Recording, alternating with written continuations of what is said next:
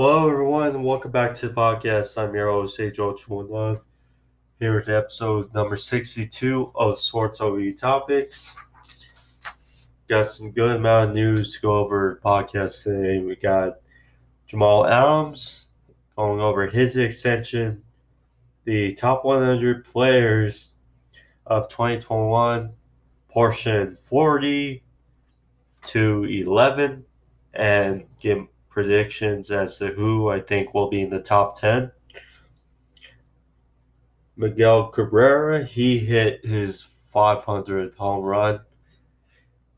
And Zach Wilson going over, he really shined in week 2 of the preseason. But thank you for those joining me today on the podcast. If you like this video, of course, hit that like button, as well as if you want to see more on the homepage, click that subscribe button as well if you want to see more. But thank you.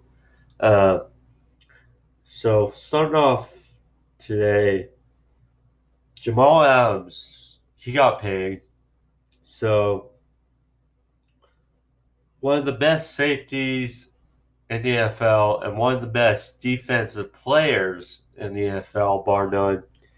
Jamal Adams, safety for the Seattle Seahawks, who was traded last season from the Jets to the Seahawks for 2 first-round picks, is now the highest paid safety in the NFL currently. 4 years, $70 million contract, 17.5 per year, $40 million guaranteed. Hats off to him. He gets paid. I mean, he, of course, made his playoff debut earlier this year against the Rams. Unfortunately, they didn't go to their liking, but still, nonetheless, Jamal Adams didn't much because for the first half, really, of last year, he was kind of their only real playmaker on defense. As in, he would provide the pressure, he would provide the sacks, he would, because that's really his ultimate strength, is he's a pressure safety. He doesn't really cover as much as a usual safety would. He mostly does his damage as far as the motor and attacking the quarterback and making life miserable on quarterback. And he had a bunch of sacks last season. Then obviously when they got Carl Dunlap, obviously his production got easier for him, as it wasn't just all on him to provide the pressure for Seattle, but going down, extending him. Question now is, so was Buda Baker, then it was Justin Simmons, now it's Jamal Adams. Jesse Bates, we know he's going to get that bag, who is one of the most underrated players in the league, top safety for the Bengals. He is bound to get paid. Not sure if he will get paid as much as Jamal Adams, but he definitely deserves to get paid. But good for the Seahawks and good for Jamal Adams. So now we move to. So last week on the podcast, I covered top 100 players 2021, 100 to 41. And now they have released 40 to 11. So I'll be going over that again and providing some little notes or my thoughts on if this guy is too low, etc., too high, you get the point. But so starting off today at 40, we got Bradley Chubb. Now Bradley Chubb, we know, tore his ACL in 2019. Last year he came back. Wasn't as productive without Von Miller, but I think with him healthy, them both healthy, we'll kind of see perhaps what Denver and their fan base envision in the Mile High City with those two on the field. So, Kyler Murray, next 39, at 39, he got selected to the Pro Bowl this year. He had a productive season. You could kind of say with him in the running game because the defense was so. He was primarily, along with DeAndre Hopkins, the reason why they got 8-8, but also well deserved as he is ascending his meteoric rise. And hopefully, although it's a tough division, hopefully they can somehow get into the playoffs this year. Next up, Marlon Humphrey, no surprise, one of the best corners in the league. And the top corner for Baltimore. Maybe a little low for Marlon Humphrey at 38, but still very productive and still getting it done. And to be a lockdown corner is he can also provide many fumbles for players and receivers, which can be troublesome when going to Marlon Humphrey. Next, 37, Darius Leonard. Still a force on the defensive side, kind of the commander and kind of driving force on their defense since his rookie year. And his production has dropped mildly, but still very productive. So, hats off to Leonard. Next up, David Bakhtiari, who did not end the season the way he wanted to. He obviously tore his ACL in the playoffs. And unfortunately, the Packers were also knocked out in the NFC title game, but still going strong as one of the best, if not the best, left tackle in the league, protecting Aaron Rodgers' blind side. So good on David Bakhtiari. Next, we got Darren Waller, 35. One of the best tight ends in the game, and just remarkable his story, the way he's turned around. I believe he posted the other day that he's 4 years sober, and he is one of the best tight ends in the league, a force for the Raiders, and definitely a good spot for him. Next up, Chris Jones, 34, who remains a disruptor for the Chiefs on their D-line. And not much to say. He is, being a defense tackle, it's definitely difficult to get as much love as you would say a pass rusher. But Chris Jones, year by year, he still gets it done, and he still a disruptor. He doesn't get as much sacks, as much love as Aaron Donald, but he's still a force. Next up, Quinn Nelson, 33. I mean, hopefully he gets healthy ASAP. It's unfortunate that injury that happened to him. And the Colts, I know, wish him back healthy ASAP. Also, NFL fans, because he is a pancake robot. Whichever that song they created for him last year, and he's just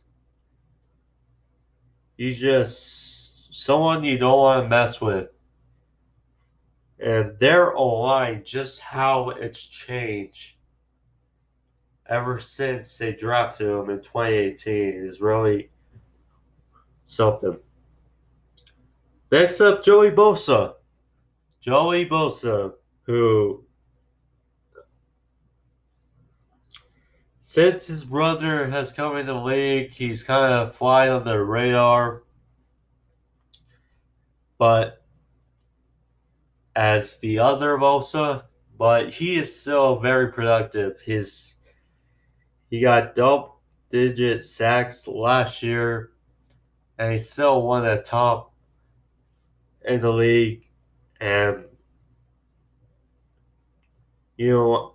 Chargers fans and Chargers, I'm sure wish they could have kept the Melvin Ingram, Joey Bosa dynamic together, but unfortunately,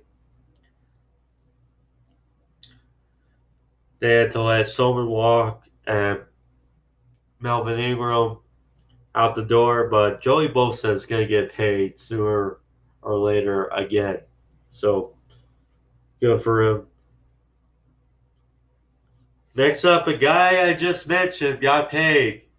Jamal Adams, 31. And like I said before, he was the real only playmaker for the Seahawks defense last year for a bunch. And then LJ Collier got into his own. They obviously got Carlos Dunlap. And really, that defense grew throughout the season. But yeah, hats off to Jamal Adams getting paid, and now number 31. Next up, Aaron Jones. You know, obviously we know his weird start to his NFL career. He was in that cluster of running backs for the Packers, and ultimately, when Ty Montgomery got that stretch as a running back, he was kind of left in dust. But ever since they went to Aaron Jones as their full-time running back, he has not disappointed, and ultimately got paid in the offseason, and heck of contract. Might be a little too high for my liking, but still a real stud in the backfield for the Packers and Aaron Jones. Next up, another Jones, not Aaron Jones, Julio Jones at 29. Currently, yeah, as I look at this list, currently the highest rated tight end on the list, 29, Julio Jones. If he's healthy, obviously next season or this season, then he and AJ Brown will be a tough duo to match up against for against the Titans. So hats off to him.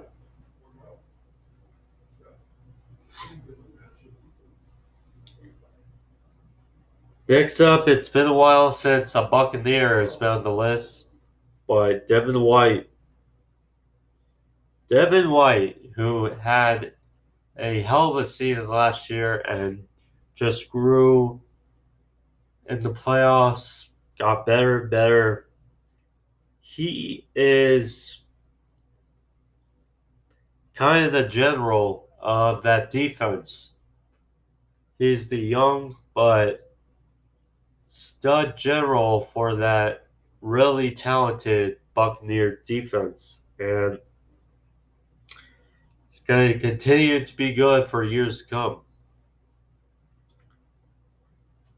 Next up, DeForest Buckner, who kind of went under the radar because of his production last season, but ultimately he brought a new threat to the Colts defense last year when they traded for him from the 49ers for a first round pick, and he pretty much gave them their money's worth.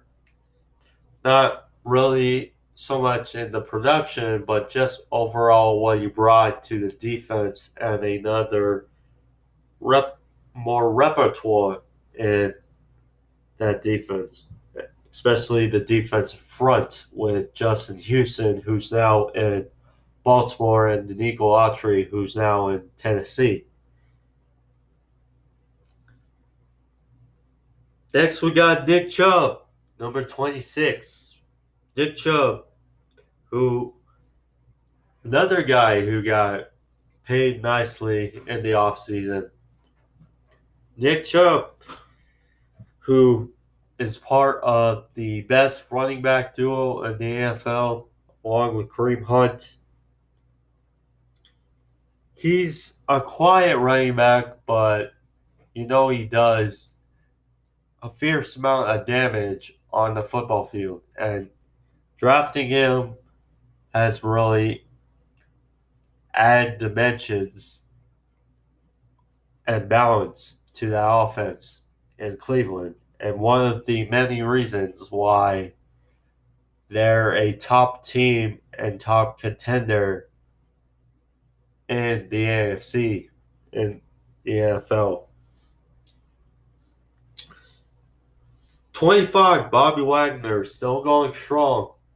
Still going strong as one of the best linebackers in the NFL. He is with KJ Wright still on on free agency. He's kind of the real last mainstay of the Legion of Boom, but out of all of them, he's going the strongest because think about it all. Richard Sherman currently on free agency. Cam Chancellor, unfortunately, he had to retire due to an injury. Earl Thomas, he's out of the league, and etc. But yeah, hats off to Bob Wagner. Then at 24, Lamar Jackson. Lamar Jackson, who may be a little bit low to my liking. I'd probably place him between 20 and 15. I mean, his production obviously dropped a little bit from where they were when he was MVP in 2019. Then last year, obviously, they had that stretch where they were in trouble at 6-5. But he, along with the Ravens, rallied off 5 straight wins. He had the playoffs. Lamar Jackson finally got that playoff win. And ultimately fell to the Bills in a windy playoff game. But now the question is obviously still, can that passing game take that next step? And with the additions of Rashad Bateman Hopefully he gets healthy ASAP as well.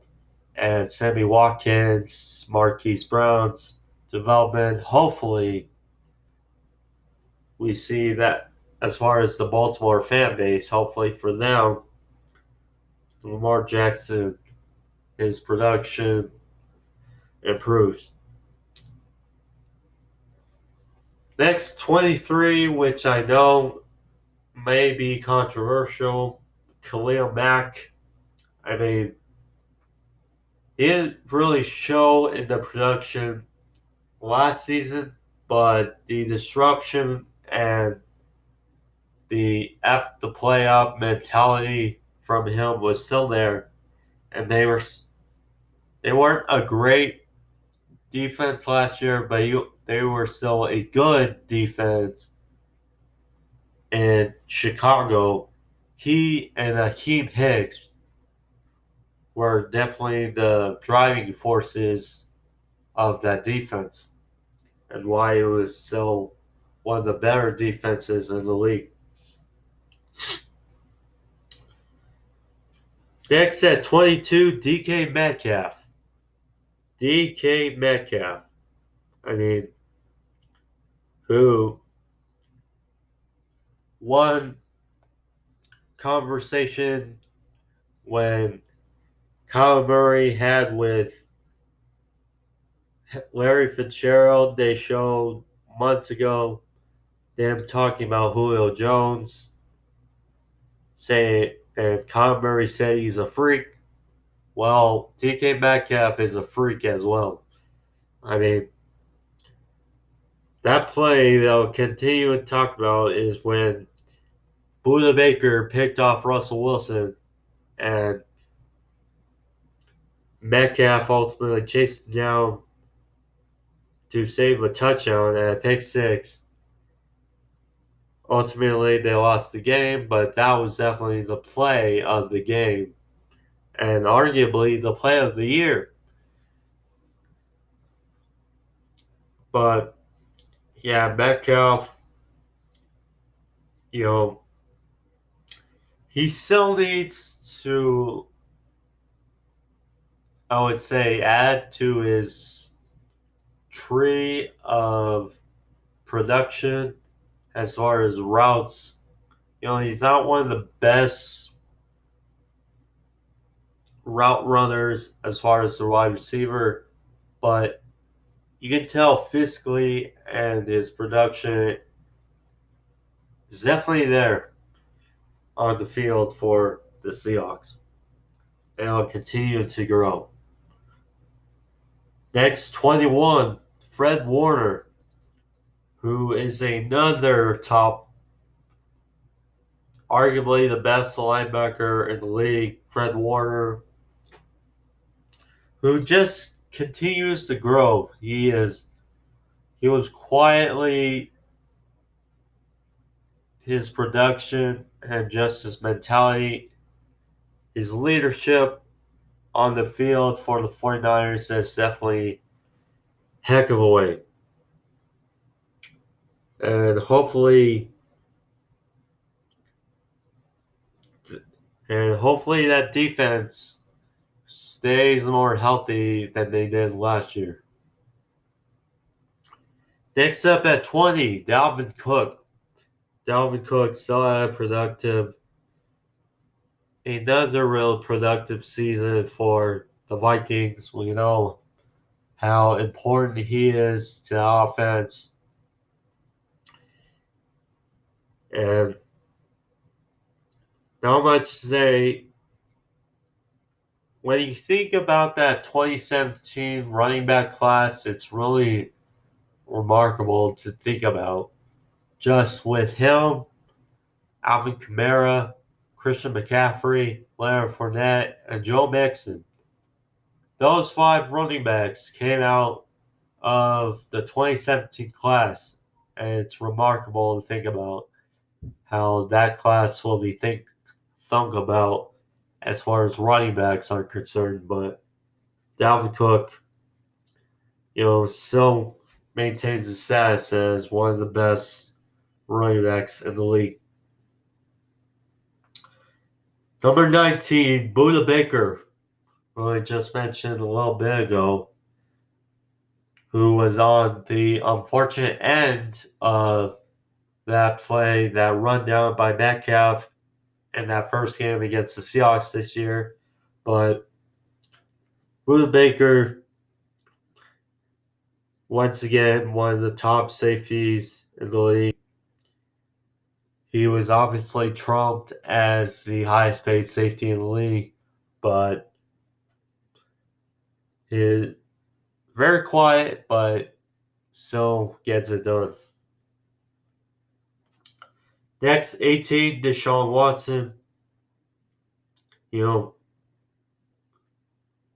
it's sad to see, it's a little sad to see how productive he was last year, and the results didn't show in the win column for the Texans. That shows how dysfunctional they are in Houston, but good for Desean Watson. Next, Xavier Howard. I mean, 10 picks. What more could say? Led the league in picks. Got a renegotiate contract with the Dolphins, so that stats is better. And yeah, another lockdown corner. What more could you say? Myles Garrett, 16. I believe last year he was in the 60s something, and well, that was partly because of his suspension due to the Mason Rudolph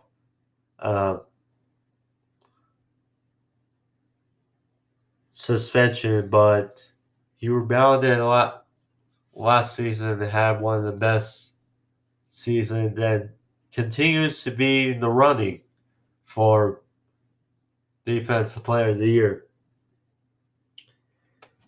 15, the Cheetah, Tyreek Hill. You know, it's funny how back in 2016, there were talks about he can't be a number one receiver, obviously because of his size and his production. Well, with the addition of Patrick Mahomes and the way that offense has just morphed open, it is brought to the attention that Tyreek Hill is much more than what people thought in that kind of gadgety offense with Alex Smith. They ultimately utilize his strengths both with Smith and now with Mahomes. Number 14, Alvin Kamara. You know, not much to say. Continues to be a well-balanced, if not the most well-balanced back in the league. Behind Christian McCaffrey, a healthy Christian McCaffrey. But yeah, another solid season. He was pretty much the MVP for the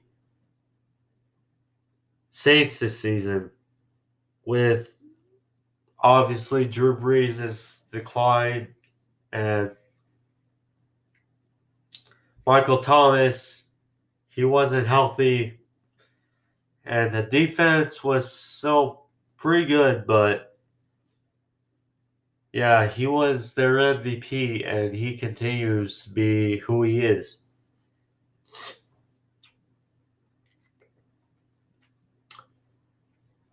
13, Jalen Ramsey. You know, another shutdown corner and arguably one of the best trash talkers in the league. So the way he's come on from Jacksonville and now in LA, you know, he continues to be one of the forces. Well, he's the force in the back of the defense, and Aaron Donald, who we know is going to be in the top 10, arguably top 5. Not much to say. Number 12, Russell Wilson. Now, I can see why he was left out in the top 10. We know he had a great start to last season, and then obviously it slimmed down. His production kind of took a stall. He made some mistakes. So that seems to be the primary reason, I would say, as to why he was left out of the top 10. But yeah, still going strong for Russell Wilson.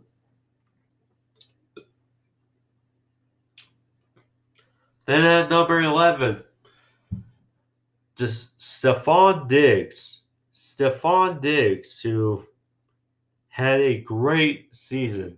Great season, not much to say. Again, for Buffalo. I mean, we knew how good he was with the Vikings. And then obviously that relationship kind of deteriorated with the way he felt was lack of production. And nonetheless, he helped add to Josh Allen's MVP almost campaign. And Stephon Diggs just hell of a season for the Bills, and just not much to say. He did have some hiccups, but once they finally got into the rhythm with Josh Allen, he was arguably unstoppable. Him and Allen for the Bills. So that was 40 to number 11. On Saturday, they'll release the final 10 of the NFL Top 100 for players for 2021. But if I had to predict who, now in no order, but if I had to predict who was going to be in the top 10, I would say Aaron Donald, Patrick Mahomes, Tom Brady, Aaron Rodgers, Josh Allen. So that's 5. Derrick Henry, 6. Let's see. Travis Kelce, 7. Let's see. Who else? Trying to think. Yeah, this is tough. I mean, no receiver basically had better season than Stephon Diggs, so it's going to be hard to look at. So I don't know about that. Yeah, tough.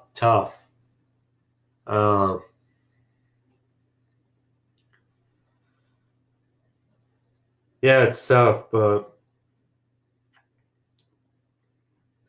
nonetheless, that's who I'd put right now as far as Devontae Adams, 8, but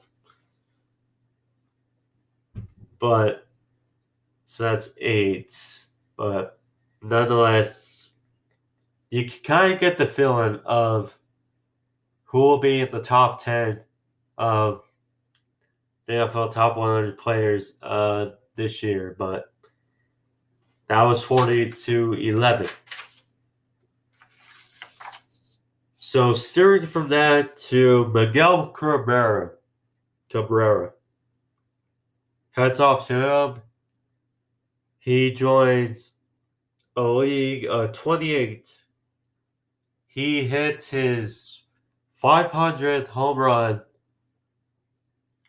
as a member of the Detroit Tigers, who they have been one of the, I mean, without Cabrera, there's really not much to talk about with the Tigers. this season. They're not in the upper echelon of the teams in the MLB, but still a heck of an accomplishment for Cabrera, hitting 500, and hats off to being a shining light to one of the worst underlooked teams in the league.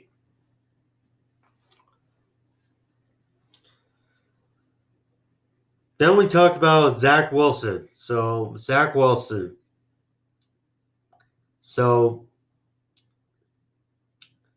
Week 2 of the NFL preseason this weekend. It continues tonight, or tomorrow night with the Saints and Jaguars. So we'll see Taysom Hill and Jameis Winston along with Trevor Lawrence again. But as far as Zach Wilson, he seemed like the biggest winner of preseason week 2. He had a heck of a showing. 9 of 11 for 2 touchdowns, both to Tyler Kroft, who last season was the number 2 tight end in Buffalo, and then he spent some time with the Bengals. But yeah, hats off for Zach Wilson. Wasn't really much besides that. Davis Mills also had a really good showing.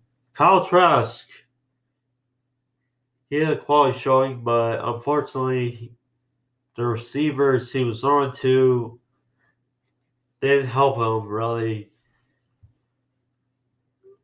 Teddy Bridgewater also had a hell of a day for the Broncos.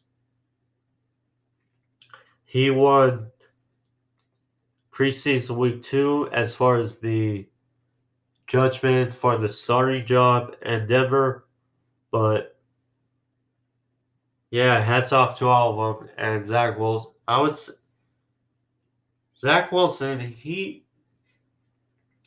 it's strange because history tells us that out of these 5 quarterbacks in the first round, Trevor Lawrence, Zach Wilson, Justin Fields, Trey Lance, and Mac Jones, somebody's gonna not live up to expectations as much as the others. I mean, let's look at history. 2018. Sam Darnold is on his second team, trying to revive how it was in New York. And Josh Rosen, whether we like it or not, has not performed as well as Baker Mayfield, Lamar Jackson, and Josh Allen. So it's definitely going to be interesting to see. But Zach Wilson had a heck of a day. His O-line did a fairly good job at protecting him.